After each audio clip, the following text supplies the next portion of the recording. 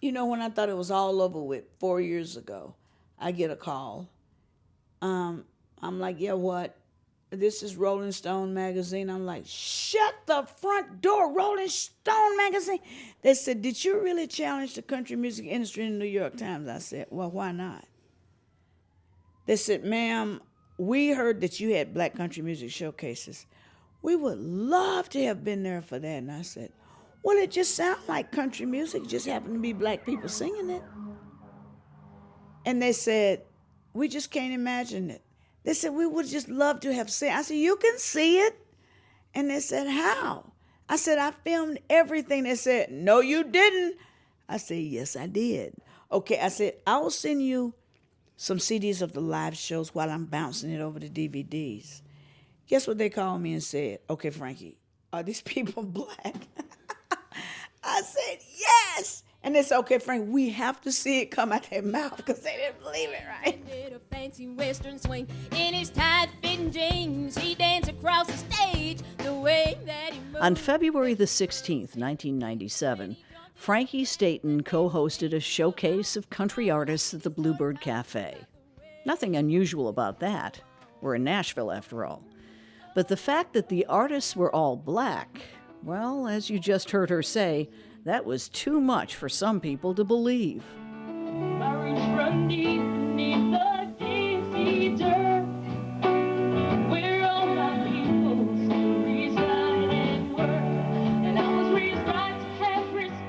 The other co-host that night was Cleve Francis, who teamed up with Frankie to put on the showcase. Here he is with the song Love Light. Loved each other, thought they had it all together.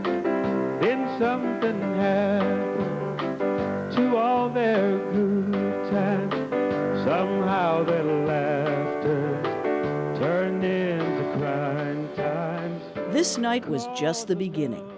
The BCMA, Black Country Music Association, as it became known, went on to hold showcases all over the city in the late 90s and into the early 2000s. Their message was pretty straightforward. We're here, we're black, and we play country music. Here's Frankie on that first night in 1997. It was my idea to have the first ever Black Country Music Showcase. I read an article in the New York Times, November the 3rd, 1996, that said, has country music become a soundtrack for white flight? And I've been here 16 years and I've seen a lot of African-American country music artists come and go. And I know that while we are stereotyped as people who typically love gospel, rhythm and blues and jazz, we also love, write, sing, and perform. Country music is near and dear to our heart. And I think we have a rich heritage. Frankie also took the stage to perform that night. And while her dream of true equity in the country music world hasn't come true yet, a new generation has come along. A generation that draws inspiration directly from the work of the Black Country Music Association. You may have seen her in documentaries or seen her quoted in stories. And in spite of all the adversity she's faced, that hasn't stopped her from singing ever since. I'm Demetria Kalodimos. It's Banner and Company. And word gets back, you can't hide anything from this town. They make it their business to pass it around. They know where you've been. They know who you. The Black Country Music Association. Right. Tell me the story. And I once interviewed Dr. Cleve Francis. Oh, yeah. A cardiologist who had a heart for country music and a lot of talent. Absolutely. So when did you guys get together? Well, I met Cleve at a Warner Brothers a Black History Month program. And he walked past me and I said, I need to talk to you. And, he's like, well, who are you? You're nobody. And I was just at the point, I knew that I was not the only black person that was being treated the way I was being treated. And I said, you know what, if they're talking to me the way they're talking to me, they're doing it to everybody else. I just kind of said, you know something, y'all? We need to challenge this. You know, and my favorite place in Nashville always has been, always will be the Bluebird. And I'd sung there many times, and I went and asked Amy. I said, Amy, what do you think, about me doing this? I want to do it during Black History Month. This was November of 1996. She said, everybody else sing here, why not y'all?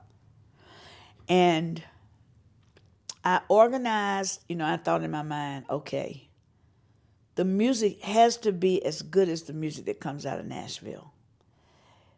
The singer has to be as good as the singers in Nashville. The band has to be A players that can read charts. So from there is when I started figuring out how to put it together. My mantra has always been to educate as well as entertain. Because for people who go, well, why are you doing country music? It's because they don't understand. They don't understand our contribution to the country music industry. So you have to teach them why you sing the music for them. And so I had a girl get up and tell the whole history of the African-American contribution to country music through each act. I knew that nobody knew how important it was to me and how hard I was going to work. And I thought I was going to fall out that night. I really did. We were live on WSMV on 6 o'clock news. I had been up at WSMV at 6 a.m. in the morning. I had been on Talk of the Town at 11 o'clock that morning. And so I had been on radio stations and doing newspaper interviews, and I knew it was going to be crazy. I responded to a story in the New York News and Record. I don't know if you've seen it or not. That said, why don't you have more diversity in the country music? All these label heads here said, oh, we look for black people, we can't find them. I'm like, Jesus. So I called them and said, come to Nashville. I will show you the black country talent. And they did. Actually, the New York Times music critic came down here. Okay, he didn't believe it was real. So he called me and said, where are you rehearsing? I said, he doesn't believe it. He thinks this is fake, right? I got a sister out of Pleasant View, Tennessee. She's born in Ashland City. That's where she taught. It's so nice to meet you. How you doing today there, daughter Lynn? He looked at her and he said, I said, go over and talk to her. He said, ma'am, can I take your picture? And then I had these guys that I grew up with in North Carolina that hung out at Level Cross, Richard Petty's house. One of them lived across the street from Cal Petty, race cars and rodeos. Bye, be over there at the barn. What y'all over there doing? Somebody called my house and said, who that redneck answered the phone? I said, that's a brother. Shut up. I said, that's a brother. So who was on your bill at that showcase, and did anyone go places? Or did it kind of just stop? Valerie, the girl from Ashland City. Valerie Ellis Hawkins you're talking about. Was coming off of a developmental deal from Warner Brothers. Her mother was cleaning up for the fan club of Randy Travis. She went somewhere. They were playing Randy. She came back home. Valerie's mother put Valerie on the CD player. And she said, who is that? And she said, that's my daughter. And she said, that's your daughter? She said, that's my daughter. She said, okay, I want her to come over and let me see it come out of her mouth. You don't know how many times people said that to me. And she goes over there and sings for her. And she said, sign this right here. I'm taking you to Liv Hatcher right now. Liv takes her to Warner Brothers. Warner Brothers gives her a developmental deal. 6 months later, they said, we don't know what to do with a black woman. And then somebody else said, some people hear with their eyes, which means, I don't care how country you are, you could be like a female Marty Brown. But if you're black, they're going to hear rhythm and blues coming out. That's the craziest thing I have heard in my life. And so she was just devastated. And so she read about us and she came, and I'm like, I don't know why. I said, I want to meet your family. And I went up there and I said, this is it. This is Mama, her mother. I got some homemade blackberry wine, blueberry wine. Do you want some? We got smokehouse. You take some ham back with you. I said, these are people nobody knows anything about. This is a demographic of people nobody knows anything about in America. They're too busy covering us killing each other with our pants hanging on our behind. But this is the wholesome, every Sunday at church, mama love family. And I said, oh my God. And it was my dream. I did everything I could to get that girl on the Opry. And I really still truly believe in Valerie. She's in her late 40s. I still believe in her. You know, she said to me, I can't write music like you can. And I said, yes, you can. You just never had nobody to encourage you. She called me one day and she said, you know, there's a funeral up here and everybody pull over to the right side of the road. You know, and she said, and we still say, yes, ma'am, no, sir, down here in the South. And she said, and everybody opens the door for you and they're kind to you. And then we care about each other. And that's what I love about the South. I said, that's your song. So she said, what are you talking about? I said, that's your song. That's what I love about the South. Go write down everything you like about the South. Will you help me do it? I'm like, Valerie, you don't need me. I'm telling you, you can do it. In the end, she's going, you help me do it, you help me do it. She wrote a song. She's got a line that says, sweet potato pie that melts in your mouth. That's what I love about the South. Sweet potato pie that melts in your mouth. That's what I love about the South. Yes, ma'am, no, sir. Around here you still hear them words. Preachers preaching on the Holy Ghost, but your mama's prayers. So she's recorded it. I said, Valerie, do you know what that song is worth? That's a great song. Think she'll do it on the Opry? We're fighting to get Valerie on the Opry. Oh my God. You gotta know what it's like to have played her music for Pete Fisher. And he said to me, you have to be good to play here. And I said, you don't hear that? She's awesome. She's been written up as the best demo singer since Trisha Yearwood. You don't hear that? He said, I just know you got to be good. I thought, no, there's something wrong in this city. This girl is as good as anybody in country music, you know. And I think it did something to her when Warner Brothers dropped her. You know, before she ever really had the chance, her friend was Daryl Singletary. Mm-hmm. And he would say to her, they haven't signed you yet? And she said, Daryl, just don't ask me no more. He said, I got a deal. Why don't you have a deal? And so, you know, she don't like to talk about it. She don't like to say, well, it's because I'm black. You know, she don't like to talk about it. But this city has a lot of growing to do, but I think it's well on its way. Never thought I'd live to see it. And the beautiful thing is today, there's a whole lot of black people who are trying to get into country music now. But I remember when they would say to me, well, we got Charlie Pride. And I said, well, what does that mean in algebra? One brother equal 30-some million people? Is that what you're telling me? I don't understand. Well, we got Charlie Pride. And then they would say, if you want to break in country music, go find Charlie Pride. I ran him all over Nashville. I bet he hated me. And I told his son, Dion, I said, if your daddy were here today, I would apologize to him. But just tell your mom the only reason I ran behind him was because that's what they told us to do. And I probably wasn't the only black person they told that. Have you played the Opry, Frankie? I have finally played the Opry, and I made sure Valerie was a backup singer. Last year, I didn't even believe it. I'm like, somebody called me and said, the Opry's going to give you a choice of dates to sing. I said, oh, I don't even believe that. That's a lie.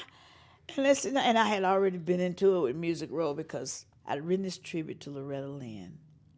I said, Loretta's getting up there, y'all. We need to do a tribute. Wouldn't it be cool if all the women in country music got together and sang this song for Loretta? That's the thing I hate about having a dream and not being able to execute it, you know? And so I just said, somebody got me on a record label and they went, oh, she's irrelevant. Nobody remembers her anymore. I said, nobody remembers Loretta Lynn?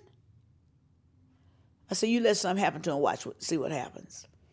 And sure enough, I was playing for the return of the Ice Artisans that had not been to Opryland since COVID hit. And I was playing For Their Return, and a lady ran in front of the piano just screaming and crying. And I said, what's wrong with you? She said, Loretta Lynn just died. And I said, oh, man. She said, you don't understand what she meant to me. This lady was, she was very upset. I said, well, you know, she's 90 years old. She said, I don't care. She changed my life. And I said, I moved here because of her. And I said, let me play something for you. So I played her my song, and she went, whose song is that? I said, that's my song. She said, you should sing that on the Grand Ole Opry. I said, never in this life will that ever happen. And we exchanged names in social media. And I, messaged her and told her, I said, you're not going to believe it, but I'm singing that song on the opera, and I'm going to call your name out and tell our story. Well, that morning I was on WSM. And Bill Cody, I was talking about this woman running in front of the piano, screaming about Loretta. He said, we know, we had her in the radio station. We had to calm her down. She's just standing out the window, just crying like a baby and everything. And I said, and they kept saying she's irrelevant. Nobody remembers her anymore. Loretta would have loved it.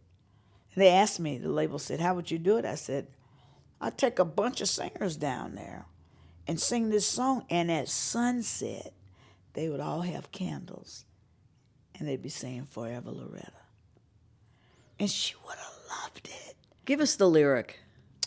It says, one day I was taking it slow.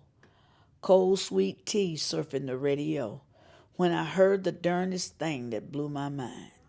Some girl from Butcher's Holler said she was a coal miner's daughter. And if you never really listen, you ought to really listen. You should give her some time.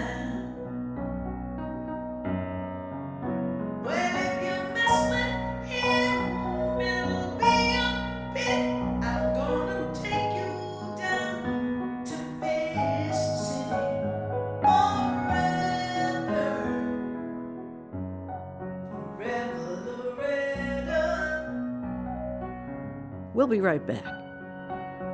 You ain't woman enough to take my hand. Don't come home a drinking again. Forever, Loretta.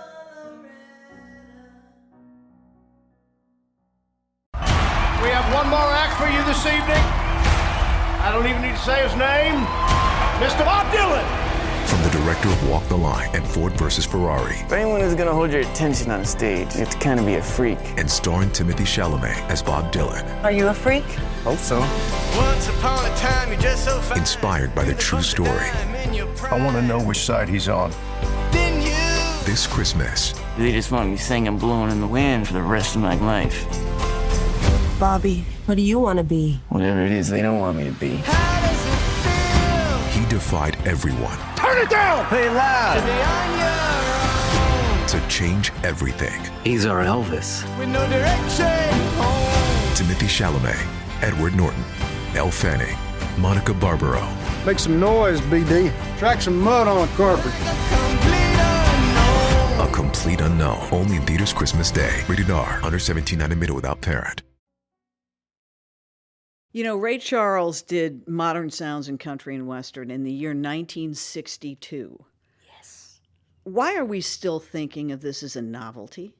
I don't know. I've often questioned how people get those jobs on Music Row. How you can have an industry that you don't want to expand.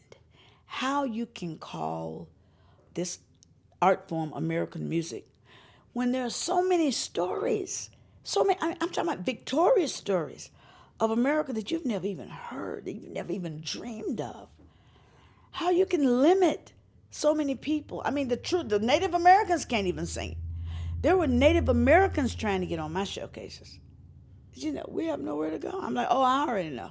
School us a little bit. Thanks to our museum and, people like Ken Burns, we're starting to realize that some of the true roots of American country spread to places that none of us ever thought of. Yes. Drop some names.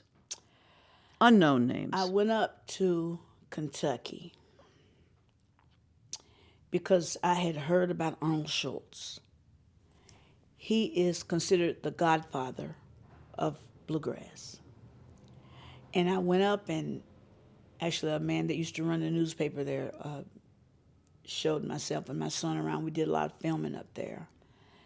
He was one of the greatest fiddle guitar player virtuosos that Kentucky's ever seen.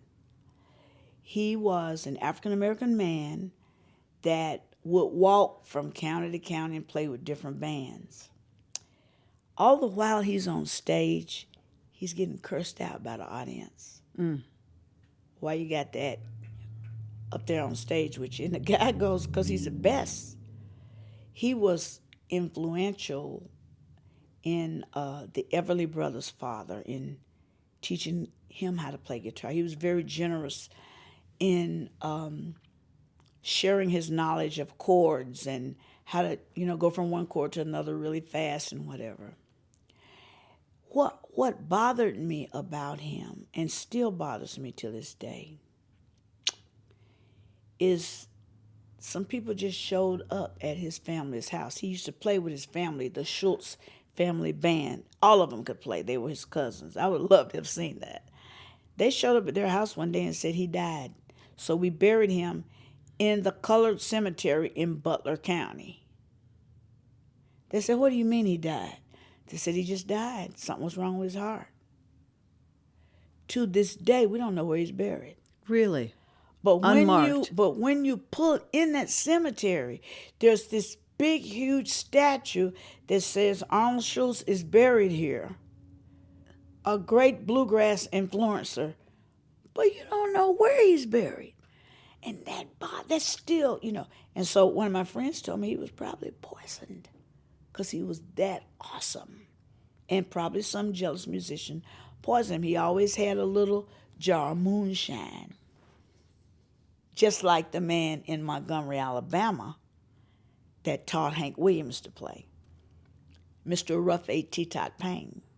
I haven't been down there yet. Rufus Payne was a street musician. He was like a one-man band, and all the children followed him around. But Hank stayed with him. I guess he just went through his soul, that music, like I hear music.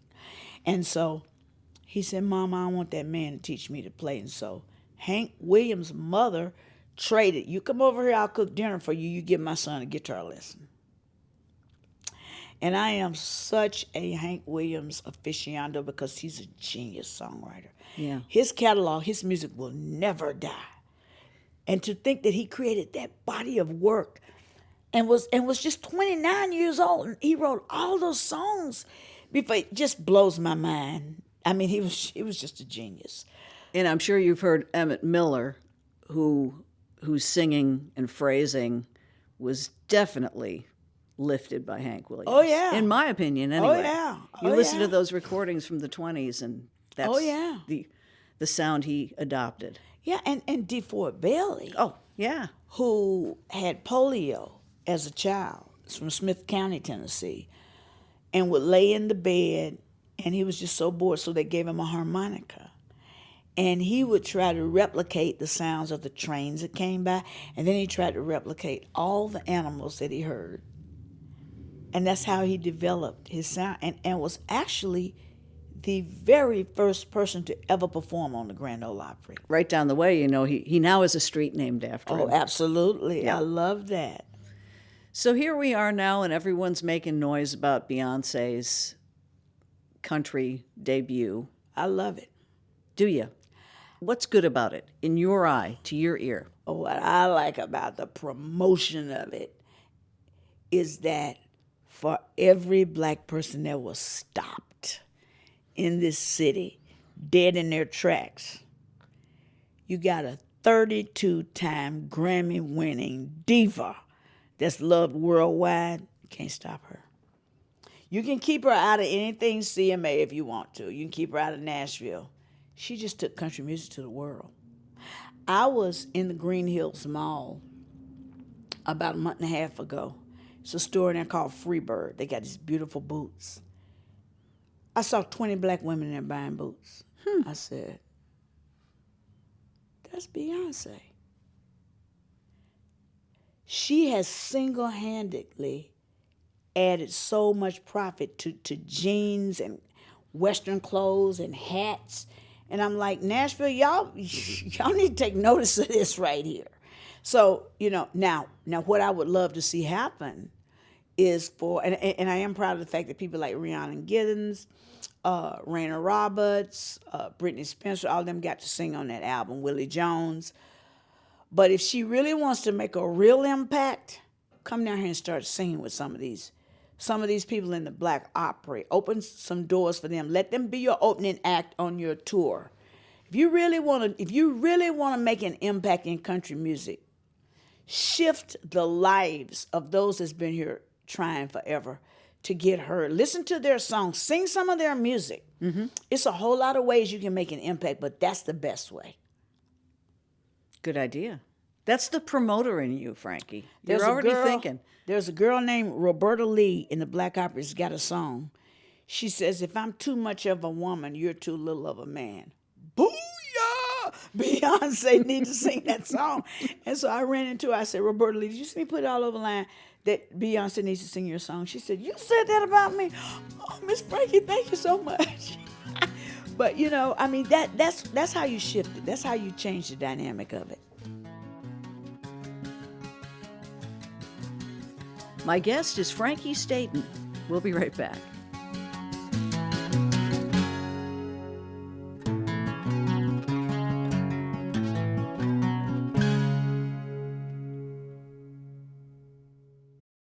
This episode is brought to you by LifeLock.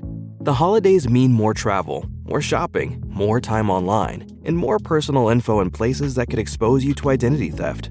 That's why LifeLock monitors millions of data points every second.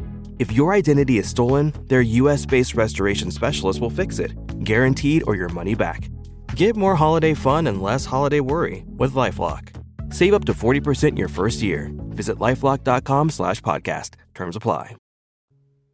Frankie's got to be short for something. Frankie Lynn Staton, Staton. Not Francesca or something fancier? All right, here we go. My mother came up with the beautiful French names, but she did not give me one. My sister's name is Journée Monique. My brother's name is Aramon Devry. My name is the plow name, Frankie Lynn. So I said, Mother, why didn't you come up with a Parlez-vous Français Eiffel Tower Beaujolais Croissant named for the one and only chocolate cowgirl? And she said, well, you just look like a little Frankie. I said, what, a man? I'm going to circle around chocolate cowgirl. Is that your self-proclaimed? No. Who gave you that? Do you like it? Is it offensive in any way? I don't even care no more. When I would go to jam sessions, they had to have a name for me, like Stockyard. When Donna Mead was singing that, I'd go, Jim Vest, oh, that's Dolly Pride. I'm like, okay, there's a chocolate cowgirl.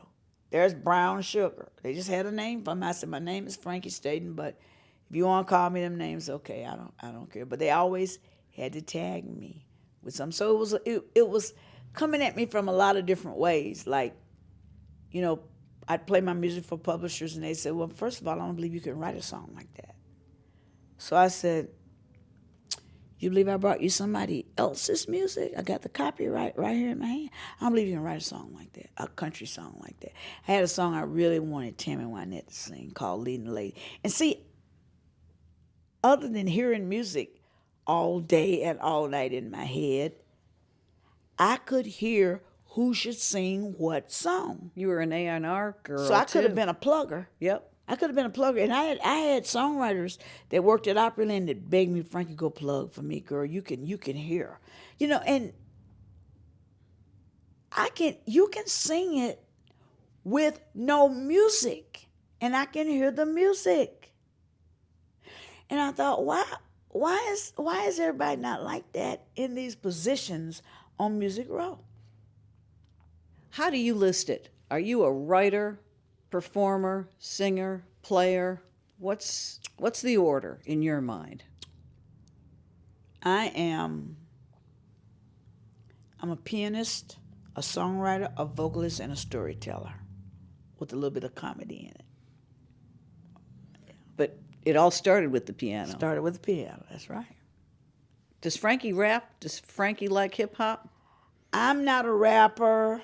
I do like some clean hip-hop. But I'm going to tell you something. The country music industry don't even know what a ride they in for now. But I said it 30 years ago. I said, boy, if we get into country music and blend all these different influences together, it's no telling what we'll come up with. And I thought they're gonna ride that train and keep us out as long as they can. But when that door opens up, it's gonna be wonderful. I never thought I'd live to see it. And CMT invited me to the Charlie Pride Giant Show. So I went, took Valerie, took my son. We were sitting there, and I thought, well, I see some black people in here. Look at this, that's cool. And then when it was over with, everybody was introducing themselves. And I said, my name is Frankie Staton. And people just started yelling. I'm like, they said, it's an honor to meet you. I said, why? They said, you stood up before anybody. You're the mother of our movement. I said, I am. Thank you for telling me that. I didn't know that. They said, oh, no, ma'am, you're bold. We've been reading about you for years. You're a hell raiser. I said, no, I just stood up for what I believed in. I just wanted access to an industry that denied me and everybody. And like Shannon Sanders at BMI, I said to him, Shannon, what did they do to you? He told me if I didn't get out their offices, they'd call the police on me. I said, I already knew that. I knew it was going on. I just didn't know how I knew it. I knew it was happening. Now, I moved here in 1981. And there were so many instances of discrimination in my life that it's a wonder that I could have stayed. But, I would go to jam sessions. I'd be the first one to sign up. They wouldn't get me up. So the place that I really wanted to perform at was the Captain's Table in Printer's Alley. Mm-hmm. I'd pass by there, and I kept seeing that Sammy Davis Jr. had performed there. So I'm a Rat Pat aficionado, and I'm like, Sammy the Candyman, Sammy Davis. Okay, I'm gonna get really clean. I'm coming down here in my evening gown. I'm going in the Captain's Table, and so I did. I come down Church Street. I had it all planned out. I'm dressed up in my gown, my fake rhinestones. I'm coming down Church Street, and a cop grabbed me. So I said, he said, well, what are you doing? I said, but now since I look back at it, okay, it does sound crazy, right? 1981, I'm walking down Church Street in my evening gown, and the cop says, where are you going? I said, I'm going to the Captain's Table. He said, to do what? I said, I'm singing Loretta. So this is a black woman with a big afro. And he's like, oh, really? You singing Loretta? I said, yeah. He said, well, I'm coming too. I said, you want to hear it? Well, come on. So my entree into the jam session was with the police. A police escort. Yes. In the wrong way. Yeah. And so I said, I'm here for the jam session. And, they're kind of looking at me like I'm crazy. And so they said, well, you sign up over there. And so I first one to sign up, 11:30 at night. Jam session started at midnight, right? Okay, I heard the police tell them, if you have any problems out of her, call us. I'm like, I wonder why they think they're going to have problems out of me. I'm just here for the music. Tour buses back then would come to town. Everybody wanted a picture on stage in Nashville. So I would sit there and they'd get a whole busload of people up to sing, wouldn't get me up. I said, I ain't leaving. I'm staying right in this seat till Jesus Christ come back. I'm not leaving. If it has to be a sunrise service up in this puppy, I ain't leaving here tonight. No, not after I done got dressed up and came down. No, I'm not leaving. So I just sit there. 2:30 in the morning. And I had to be on my day job at 4:30. And so they said, we never seen this woman before. Never heard of her. But this is a jam session open to the public. so she can come up here and sing a song. Her name is Frankie Staton. I said, my name is Frankie Staton. So I go up there. I said, I'm doing Coal Miner's Daughter in the key of D. That's the key of the record. And they said, you know keys? I said, I know that's the key that record's in. And so I turn around and tell the audience, I was ignorant enough to move out here from the great state of North Carolina because I love Loretta, Lynn, so I'm doing the song right here, Coal Miner's Daughter. So, you know, so I did it, and so they were like, sing another one. I'm like, another one? They said, sing another song. I said, well, I'll do a song by my sister by another mother, Miss Dolly Parton. So I'm doing 9 to 5, and the place just going crazy. Everybody's singing along, and all of a sudden somebody comes in and goes, here's a $50 bill from the mayor of Nashville. I said, where is the mayor out 3 o'clock in the morning? Show me a mayor. He raised his hand. I'm like, you're not the mayor. You're just drunk. You had a good steak and some good liquor, and you're just drunk. You're not the mayor. I'm looking at TV next day. Mayor Richard Fulton. I said, oh, my God, that's the mayor. And they called me. When I left, they said, do you have any contact information? I gave them my card. They called me. They said, can you come back down here tonight? I said, you know I'm not a hooker. They said, yeah, we know you ain't no hooker. We know you're not. So I go back. I want you to get them and sing again. I said, well, why don't I just play a song first? They said, you can play. So I can play the piano. And I sat down and played some music, and they went, they need a piano player in the brass rail. Wow, yeah. And they called him and said, come hear this woman. So then they said, can you come over here tomorrow night? So I got the job. First night I played, this guy walks in the door. And I was like, he said, why are you looking at me like that? I said, you look like Clint Eastwood. He said, I am Clint Eastwood. I said, oh, you made cowboys real. And so he was just, you know, he was like, I respect what you do. I didn't know that he was a jazz pianist. He wrote the music for the bridges of Madison County. Clint is the man. So my point here is, suppose I would have got mad and left. Right. The opportunity would have never come. Sometimes, in the face of everything, you have to stay. Whether you want to stay where you feel comfortable staying, you have to stay. And that led me to my first real gig in Nashville. I was in a television show out of Zurich, Switzerland, about 2017, 2018. You might have heard of a show called Jill's Veranda. And she's a country singer as well. And she comes over here. This is again about the narrative. Oh, well, Nashville doesn't have a black woman. Mickey Guyton's been on the label 8 years. She's not a star, you know, whatever. And so I said, Jill, just because it hasn't happened doesn't mean that it won't. And she said, yeah, but I said, no. You don't understand the trajectory of my life and the life of the black race. We're so used to just tarrying along and failing and starting over again and failing and starting over and pushing a little bit further and pushing a little bit further, then it happens. I said, there will be black women in country music. She just couldn't see it. She didn't see how it could ever happen. And now, you know, I've messaged her 4 or 5 times. Well, Jill, what are you saying about it now? You heard of Yola out of Bristol, England? You heard of Brittany Spencer? She won't respond. I told her it was coming. So you're happy. You see victory.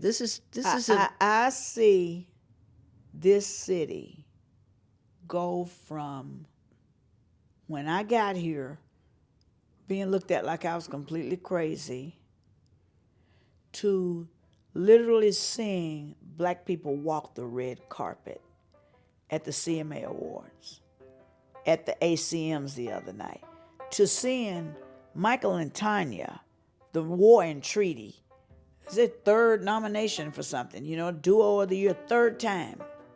And they were homeless, and they have gotten into that company, right? And to see all of those people go to Dallas, Reese Palmer with her Color Me Country show, you know, but to them, they probably feel like, well, this is not enough. But from where I stand, they don't even understand how much further they've pushed the needle. So I celebrate with them and just tell them to keep going. But you're doing great. And for me to be, I've stood in front of the wallpaper, for Amazon when they released For Love and Country, and for the Hulu show, 50 Years of Fanfare. I've been around all of that. And so to see it and to be recognized is wonderful. They say, we're giving you your flowers now. I'm like, well, I ain't going nowhere, so you're going to be giving me a whole lot of flowers, okay? But to see it happen and to see these people respected and to see, like, playing on Beyonce's album, and it's just wonderful. We got a long way to go, but we've come a long ways.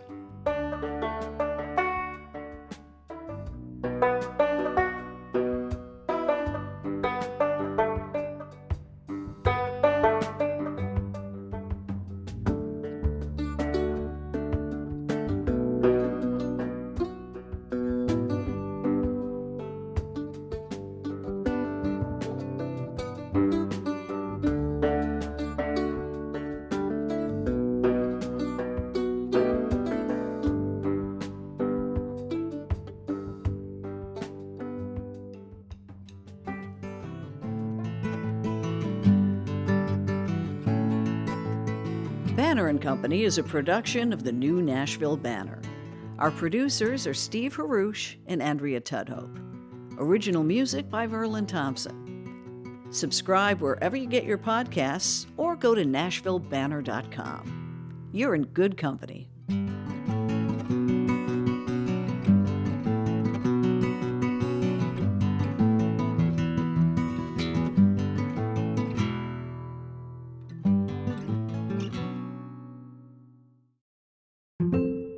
One last question, and you're going to pick it.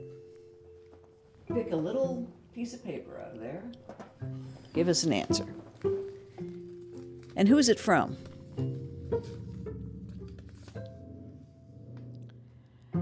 Joe Roebuck. John Roebuck. Okay, it says, if you have changed any stake in the ground from your faith perspective. From your faith perspective, what you once believed and now maybe you believe differently. What would that change in belief be, and what got you to that point? I don't know that I've changed that much. I'm just different. The industry is an industry of a lot of narcissism, a lot of me. And of everything I've ever done in my life, my proudest moment is that I was willing to share my stage with somebody else and to try to create opportunities for them. But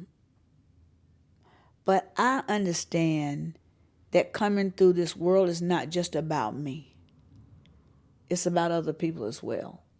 And the beautiful thing is, I was a single mother. I had to lay my music down for a while. My son is a graduate of Montgomery Bell Academy. He went to Stanford University, and he graduated ultimately from Tennessee State because I said, you're going to kill me, with a degree in business, and I had to put my child first before my music. That's what stopped me from having the showcases. I knew that someday Nashville would say she's lying, she didn't have good talent, so I filmed everything. So I have a record of my efforts. But I've not changed a lot in my belief. I believe in treating people the way I want to be treated. I believe in trying to inspire and motivate other people. Give them a nod, hey, job well done, you can do this. There's just not been a lot that's changed about me. I'm just the same girl that I was, still love the music, still got the dream, still crazy about what I'm hearing in my head in the middle of the night, still excited about brilliant songwriters, and just touching the world. And that happens to me a lot. My gifts are natural, But people will come up to me and say, do they understand what a gift you are to this hotel? And I'm like, oh, I don't know. They probably don't even care. But that means something to me. So there's not a lot that's changed in my life. You know, I'm still that little old girl that was a dishwasher in North Carolina. I'm very grateful for anything that happens to me. I'm very, very grateful. You know, a lot of people just take it and move on with what else, you know, but I savor every moment.